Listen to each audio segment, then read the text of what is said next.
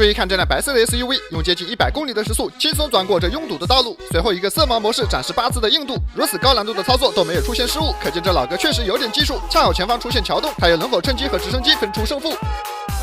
警灯一开，悠哉悠哉，赶快去拿纸，蹲下就开始。欢迎收看《最后的自由》，讲美国老哥最后的自由。现在一辆白色的 SUV 在高速上的车速一度达到了170，这显眼的行为立刻就吸引来了爱看热闹的直升机。他一边跟住老哥，一边询问 LAPD 今天有没有什么白色的车辆被通缉。巧了，还真有，在洛圣都的北部有一户人家被偷，驾驶白色车辆逃离现场，速度极快，导致阿 Sir 已经跟丢。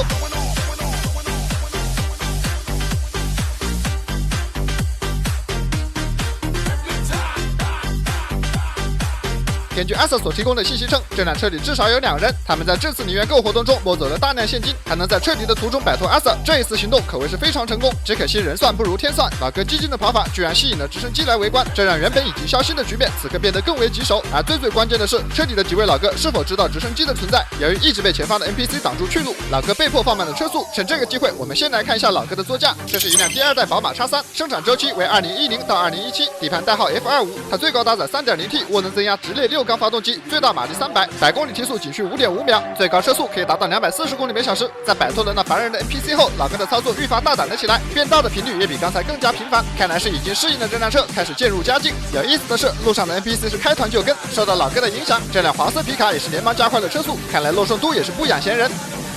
当老哥在右侧碰壁时，赫然发现这位驾驶黄色皮卡的 NPC 一个道没变，居然和自己的速度不相上下，恰恰印证了那句一顿操作猛如虎，一看距离原地杵。老哥恼羞成怒，几个变道去到最右侧，随后开启全速，怕什么怕？这才超过一众车流，将 NPC 给远远的甩在了身后。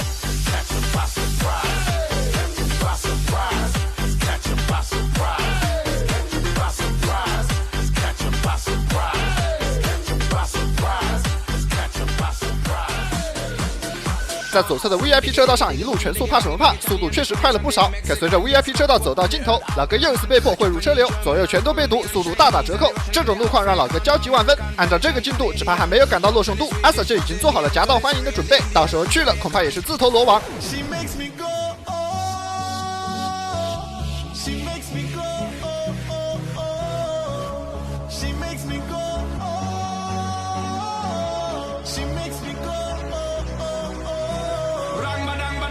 虽然此时身后并没有氛围灯在追，但作为旁观者，我们仍能肉眼可见地看出老哥的焦急。此时他所处的位置位于洛圣都北部的5号高速，这是位于洛圣都附近的重要交通枢纽之一。除了深夜，全天的车流量都极大。老哥的方向由北向南，看来他的计划是打算到达洛圣都的市中心后，利用高层建筑和复杂的路口，让阿 Sir 无从追踪。肯定目标越近，路上的车流量就越大。要是稍有不慎，可能还没到洛圣都就会出现失误。这对于老哥来说也是极大的挑战。至于老哥能否完成目标，让我们来看一下战力表怎么说。好，4星巅峰，这车技已经是普通人的天花板，可放在人杰地灵的洛圣都，只怕是多少有些不够看。想在这种密集的车流之中快过阿 Sir 的无线电，老哥也自知不可能，于是他再次去到最右侧，看样子是准备改变计划，提前下高速，改为走小路摸进洛圣都。看来在摆脱阿 Sir 的方面，老哥还是下了不少功夫的。而当改变了线路之后，路上的车流明显变少，现在跑起来可比刚才舒服多了。不过别看老哥身后虽然一位阿 Sir 都没有出现，这可不代表阿 Sir 已经放弃了追踪，反倒是越看不见氛围灯，老哥心里就越慌。要知道自25年以来，新版本的阿 Sir 大幅度加强，战术上不断的迭代升级，以前的消心方法大多都已经被淘汰，不少老哥都因为摸不清阿 Sir 的思路而吃了大亏，这也导致前往洛圣都挑战的老哥变得越来越少，所以近期很少更新直升机的素材。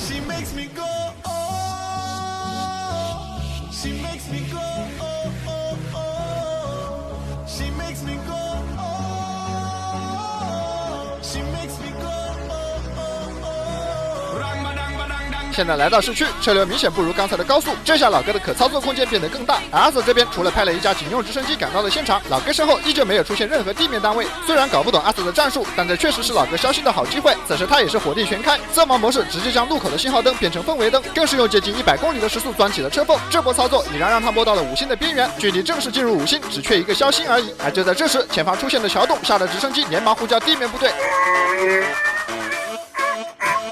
好在虚惊一场，老哥并没有在桥底展示大变活车，但随着老哥沿着这条格伦戴尔大道一路南下，此刻距离洛圣都已经只有不到4分钟的车程，像这样的小型地点会变得越来越多。为了避免节外生枝，地面部队也在尽快收网。恰好在这个关键时刻，老哥再次堵车，尽管他见缝插针的向前挤了一个又一个的车位，但还是在这个路口被耽误了不少时间。没办法，这种路况七星大佬来的也得乖乖排队。此刻的老哥是坐立难安，每多耽误1秒就增加一份被阿 Sir 抓捕的风险。尽管灯还没绿，当对面没有了来车，老哥便第一个冲出了起跑线。对他而言，此刻胜利就在眼前，没有地面部队跟着，一旦进入洛圣都市区，再多架直升机也只会变成无头苍蝇。到了此刻，老哥反倒没有刚才那般慌张，车速也慢了不少，看来是不想在最关键的时刻出现失误。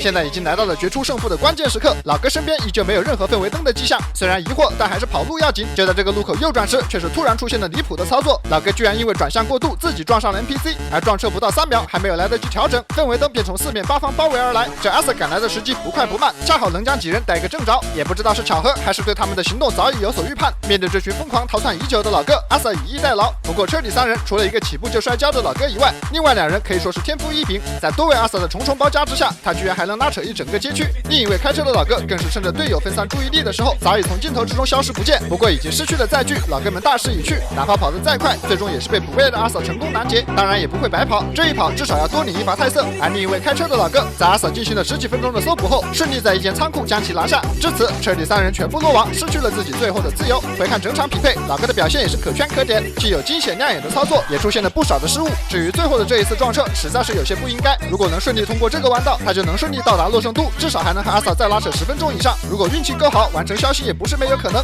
只可惜没有那么多如果。再看阿 Sir，虽然全程没有出现，但最终登场的时机可以说是恰到好处。这个版本的阿 Sir 简直不要太强。随着老哥最终以撞车结束了这场追击，3人失去了自己最后的自由。本期的节目到这里也就结束了。至于老哥最终撞车的原因不得而知，大家可以说一下自己的看法。感谢大家的观看，我是最后的自由，我们有缘再会。